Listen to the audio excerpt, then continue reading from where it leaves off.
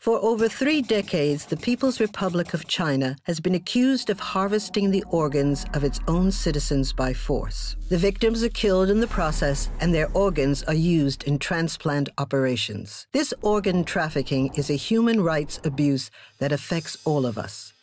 But what is forced organ harvesting in China? How does it differ from transplant systems in other countries? And what evidence is there that it's taking place? Most countries have a voluntary donation system. Recipients wait for an organ to become available, sometimes for 3 or 4 years. When a donor dies, the best matched person on the waiting list is rushed to the hospital to receive their transplant. China has a very different system with reverse matching. Recipients pay for an organ to be made available. A prisoner who is the best match for the paying recipient is chosen from a large pool of detainees. The prisoner is then killed and their organs extracted for transplantation. Transplants for organs such as hearts, livers, and kidneys are scheduled in advance and performed in a matter of weeks. It is not possible for an ethical organ donation system to provide transplants on demand. For years, there has been controversy over whether prisoners of conscience are being killed for organs. An independent people's tribunal, chaired by Sir Geoffrey Nice QC, was formed to assess all available evidence. After 12 months, including 5 days of public hearings, the China tribunal concluded that forced organ harvesting has been committed for years throughout China on a significant scale. Falun Gong practitioners have been one and probably the main source of organ supply. And the vulnerability of the Uyghurs to being used as a bank of organs is also obvious. To understand how this atrocity began, we need to go back to the late 1970s when Chinese surgeons began transplanting organs from death row prisoners, a practice that was widely condemned. In 1994, Human Rights Watch reported 3 key findings. Political offenders and other non-violent criminals were being used as sources for organs. Chinese doctors participated in pre-execution medical tests and matching of prisoners with recipients, often on a first-paid, first-served basis. And executions were deliberately mishandled to ensure that prisoners were not yet dead when their organs were removed. From 2000 onwards, China's transplant system rapidly expanded. At the same time, the authorities conducted a violent campaign to eradicate the Buddhist Qigong and meditation practice Falun Gong, which is practiced by millions in China. As the labor camps, black jails, and prisons filled with Falun Gong practitioners, so the volume of transplant operations dramatically increased. These rapidly available organs could not have come from death row prisoners alone. And, in comparison, Falun Gong practitioners are a healthier source for organs, as they do not drink or smoke and do Qigong exercises regularly as part of their spiritual practice. The number of liver transplants in 2000 reached 10 times that of 1999. In 2005, the number tripled further. As the Chinese transplant system continued to grow, so did the pool of prisoners. In 2017, Muslim Uyghurs began to be incarcerated in vast numbers, with many reported missing. And although China recently began developing a voluntary donation system, there is still no transparency about the source of organs.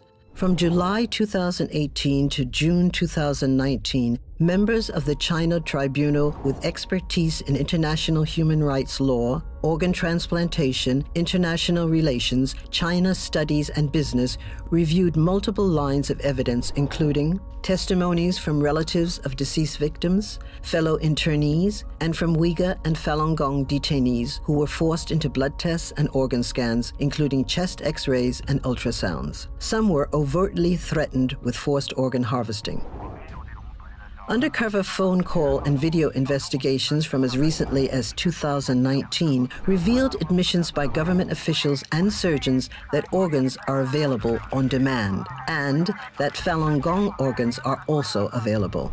In one forensically examined phone call, the former PLA Minister for Health, Bai Zhuzhong, stated that ex-President Jiang Zemin directly ordered the killing of Falun Gong practitioners for their organs.